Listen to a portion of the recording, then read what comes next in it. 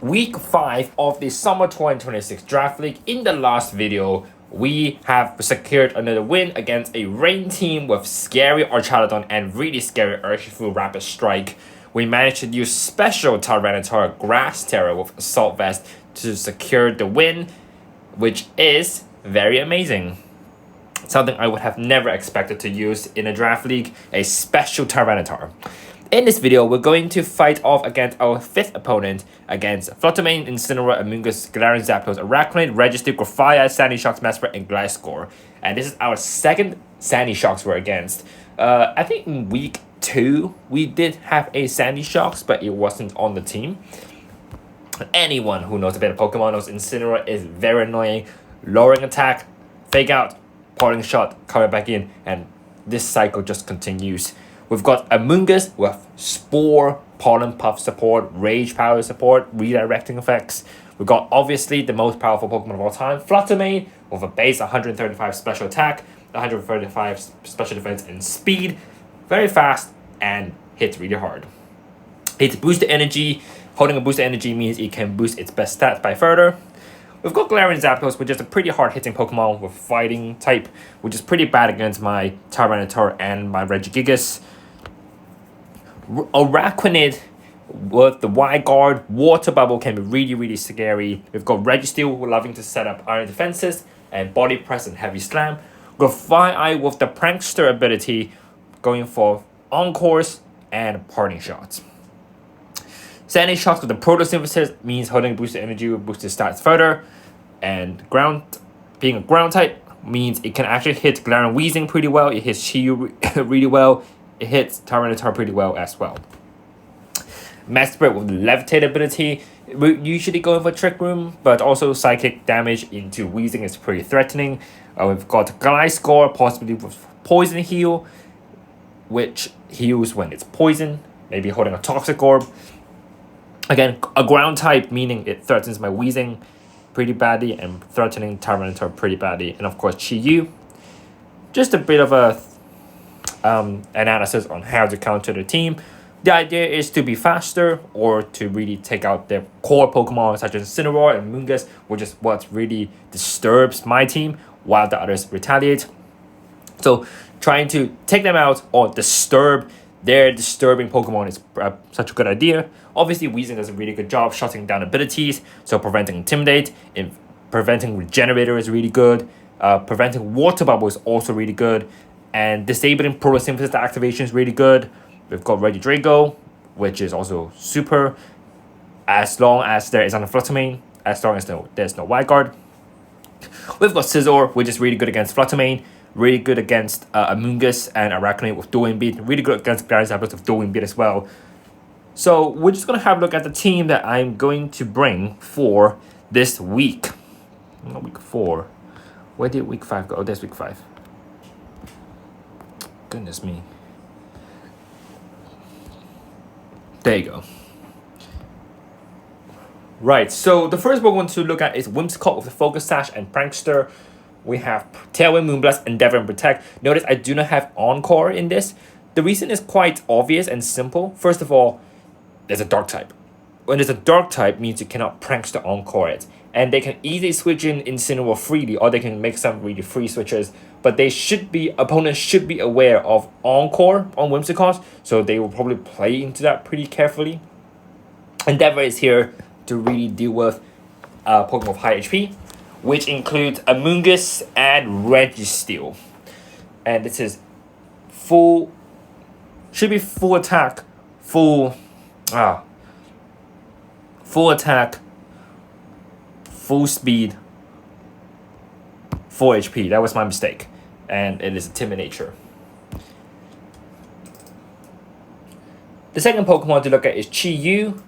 This is a Life Orb, Beat of Ruin, Protect, Heat Wave, Dark Pulse, Overheat, with full special attack, full speed, and 4 HP. Plus special attack, plus speed, minus attack. Pretty standard stat. We had something similar last week. We're not going for Choice Scarf because I'm not a huge fan of Choice items usually because it locks you onto a very specific move. So Heat Wave for spread damage. We've got Dark Pulse for flinches, and we've got Overheat, just deal huge damage as well. And just to check from fire weaknesses, it may need to deal with Amoonguss and Registeel. We've got Dark type dealing with Mesprit. And Overheat will do quite a decent chunk to Flutter Mane if we need to. Having the Grass Terror really to block Spore from Amoonguss. And the Dark Terror, why is my Whimsicott Terror Grass? Dark Terror.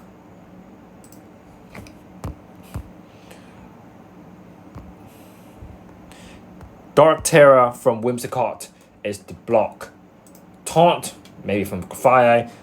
We've got Regidrago with the Poison Terror, Dragonfang, Dragonsmoth. This is very similar to last week. In fact, Dragon Energy Draco needs to protect, but Earth Power instead of Terra Blast. Earth Power is really to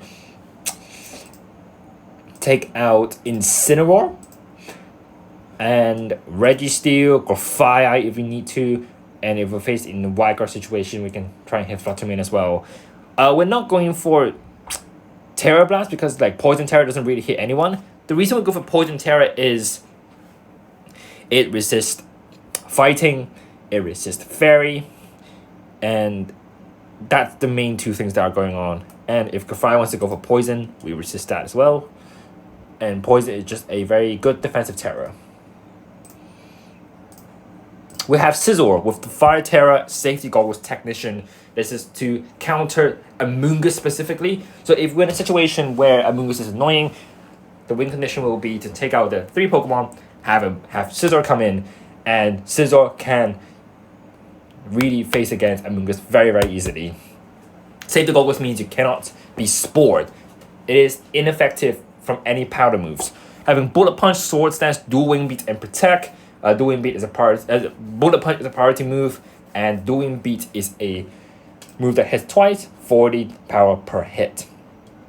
Boosted by Technician means it is boosted by 1.5 times. So Bullet Punch is 60 base. Dual Wing Beat is 60 base per hit, which is really good. The EV spread is a bit of a different situation here. We've got, you can see from above, we got 180 in HP, 252 on attack, 4 defense, and 72 in speed. And this is an Adamant Scizor, plus attack, minus special attack. Weezing, once again, with the Water Terror. This is, well, Water Terror is, why did they go for Water Terror again? I think it's because to counter Heavy Slam from Registeel, maybe counter, I don't really know why I went for Water Terror. Maybe also to counter Incineroar, possibly. But Water Terror is a pretty defensive terror, I'd say. We've got Citrus Berry, Neutralizing Gas, a 252 HP, 84 defense, and 172 plus special defense, Calm Nature, plus Spadef minus attack. Plus Spadef because it counters Flutter Mane, mainly. Really because of Flutter Mane, and maybe we need to deal with Sandy Shocks and Mesprit. So having a plus special defense is pretty good. Not really threatening against the Galarian Zapdos. And as you can see, we have Taunt, Strange Steam, protecting Will-O-Wisp. Strange Steam is once again to bait Wide Guard, because Arachnid does not Wide Guard if there is a Wide Guard Arachnid. We've got Taunt to deal with Amoonguss. We've got Will-O-Wisp to deal with Arachnid, because without Water Bubble, it can be burnt. And if it is a burnt Arachnid, it is basically useless, because Arachnid is 70 base attack. Water Bubble makes all water type attack double. So it will be a 140 base attack stat when using a water type move. But if it's burnt, it's basically a useless Pokemon. But also Water Bubble prevents burn. So when Neutralizing Gas is active, it cannot be burnt. It can be burnt when Neutralizing Gas is active. Galarian Zapdos is another really good counter for Will-O-Wisp. So if we lead Gigas, Weezing, if Zapdos on the lead, we can protect the Gigas and we can Will-O-Wisp the Zapdos, and the Zapdos would be in a bit of trouble. Speaking of Gigas, we've got Gigas last, Clear Amulet, Slow Start, and Ghost Terror. Ghost Terror is to block any fighting move from Zapdos mainly, but also to be aware of Ghost type moves from Flutter Mane and Dark type moves from Incineroar. We have Heavy Slam to specifically counter Flutter Mane. The lighter the opponent is, the more damage it does. We've got Hammer Arm to deal with Incineroar and Registeel, anything that's weak to fighting, Incineroar especially, and Double Edge is just some good general damage. Just to say, I did run normal gem Double Edge on my first week. We're not doing this time because Incineroar with Intimidate is really annoying. Having the clear amulet means it cannot have any stats lowered, which is really good. We've got 252 attack, 252 speed, and 4 HP. This is meant to be a fast sweeper, especially to deal with Amoonguss. It's not going to be faster than Flutter Mane, but it can be fast enough to counter Incineroar and Amoonguss at least, I say. And if Galarian Zapdos is burnt, I wouldn't be too worried. Something to note is low kick Incineroar, which that was something I faced against in my practice round.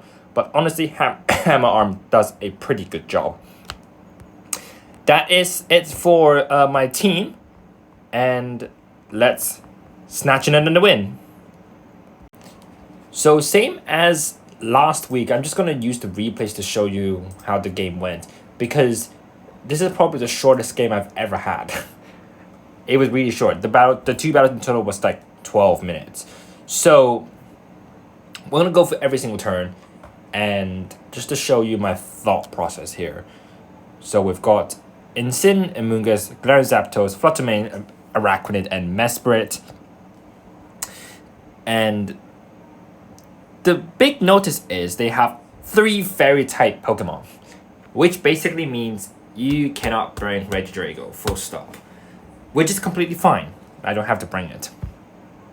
So the first thing when I have Weezing is to experiment whether this lead is good or not. So I lead Weezing to start off.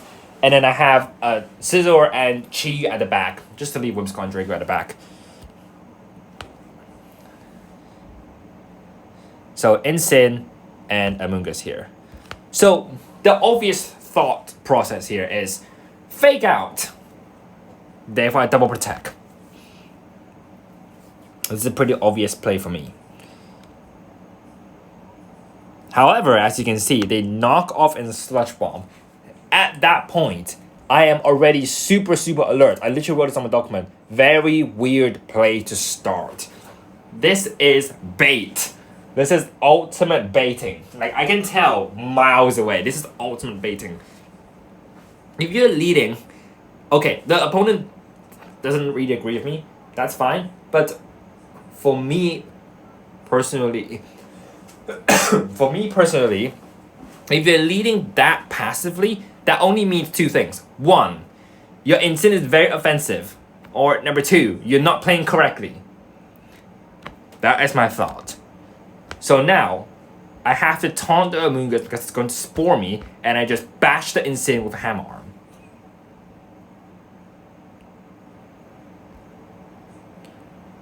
Hammer Arm does a lot. And they knock off the Clear Amulet, and I taunt the Amoonguss, and you cannot Spore.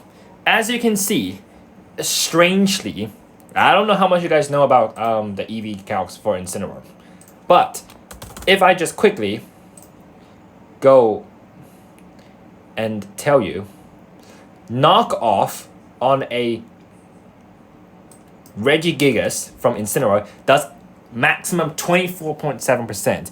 That here is not more, that is definitely a lot more than 24.7%. That means 2 things. 1, choice band, or 2, attack invested. At this point, I can already tell. That is really fishy. So what do? You nuke the Incinic again because it is super troublesome. But here, I opted for Double Edge because I might be expecting Rage Powder. But actually, I won't because, well, it's taunted, but I still went for Double Edge just to get a pivot in, just to see if it can pivot anything.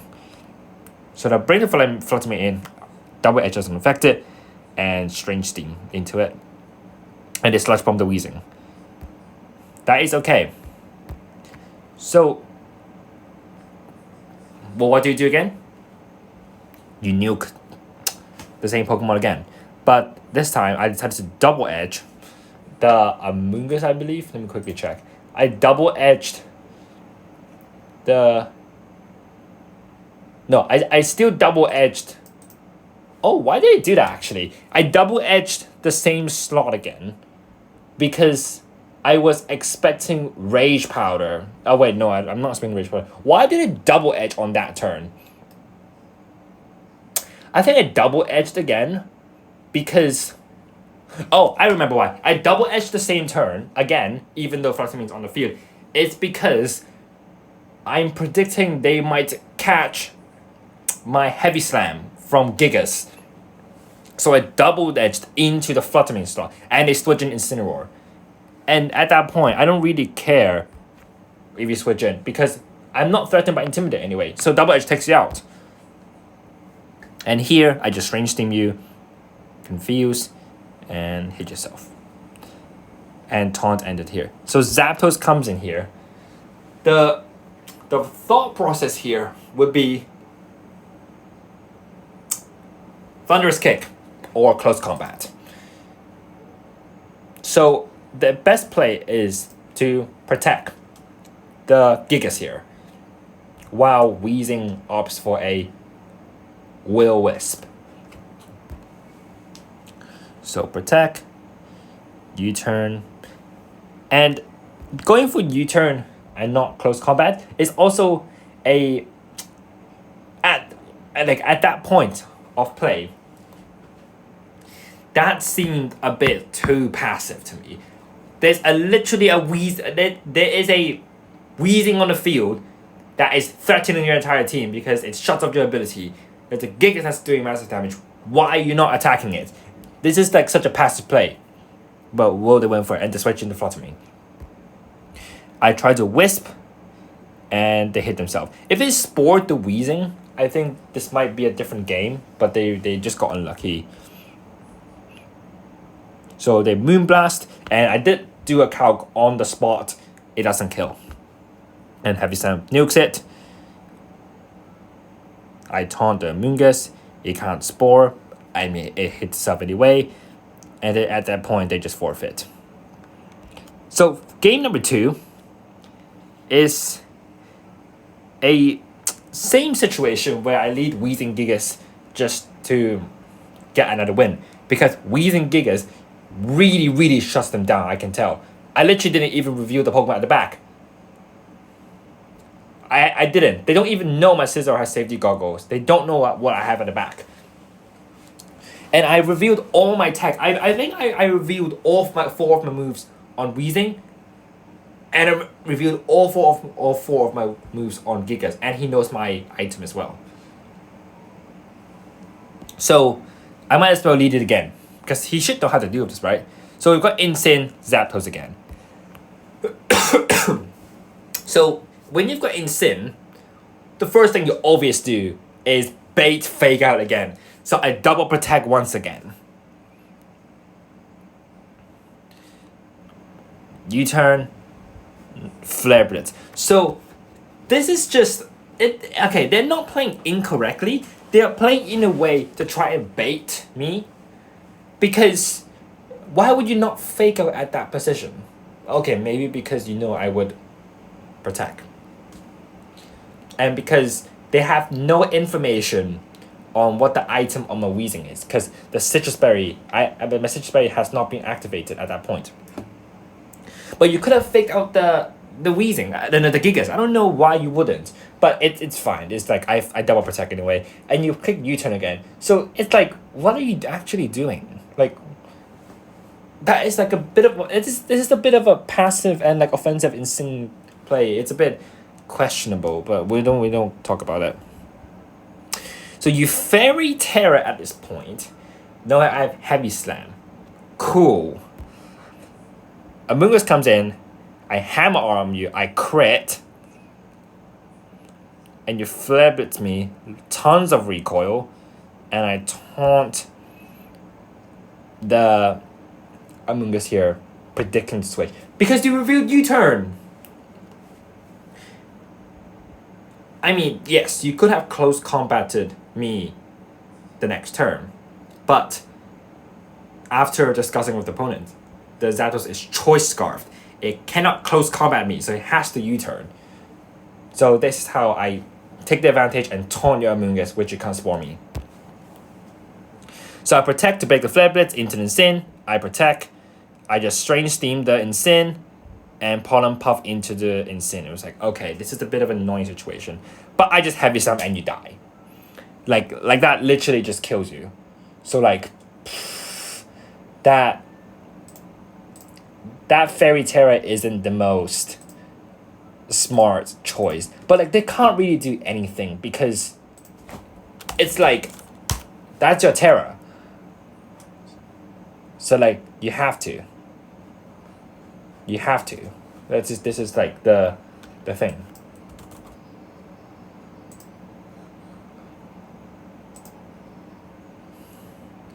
Let me just quickly check something.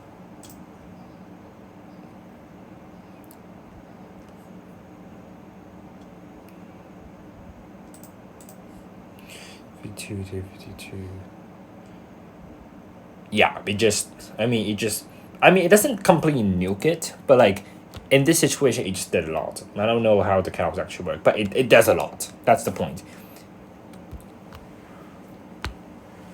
I just Wisp here because the Amoonguss, like, I wanted to chip it down. And Pollen Puff fails because it's targeting its side. Zapdos comes in here again. I protect to bait fighting move. They Rage Powder. They Brave Bird the Weezing. That's a correct play. That's a good play, actually. And Wisp fails. And at this point, we just let the Gigas go down because, like, it's -1 speed. You can take out my Gigas. I don't really care. So they take out the Gigas, which is fine. And they keep taking recoil as well. And I taunt the Amoonguss once again. So it cannot go for Rage Powder. Here I go for Chi-Yu. And I go Flutter Mane. I bring him in Scizor to get the Beads of Ruin.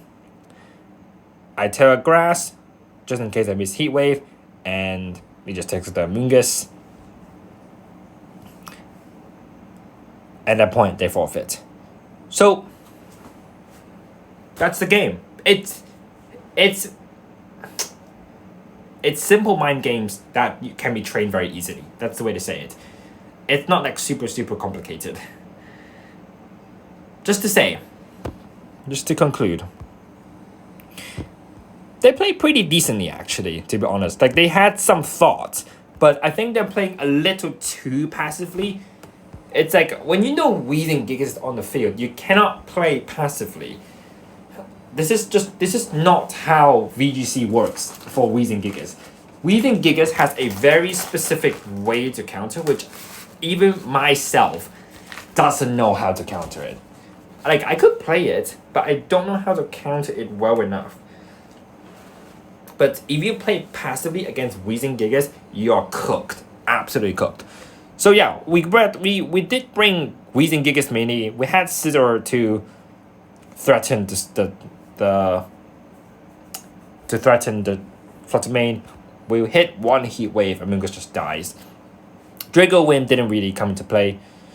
But yeah, Draco threatened their team greatly with the Fairy Terrors. And Whimsicott is just here to play. That's it for the video. I hope you enjoyed it. Very easy game. Probably the easiest game I had this week so far. Just because they're playing a bit way too passively and my Regigigas just completely nukes them. That's it. And let's go for more wins in future weeks as well.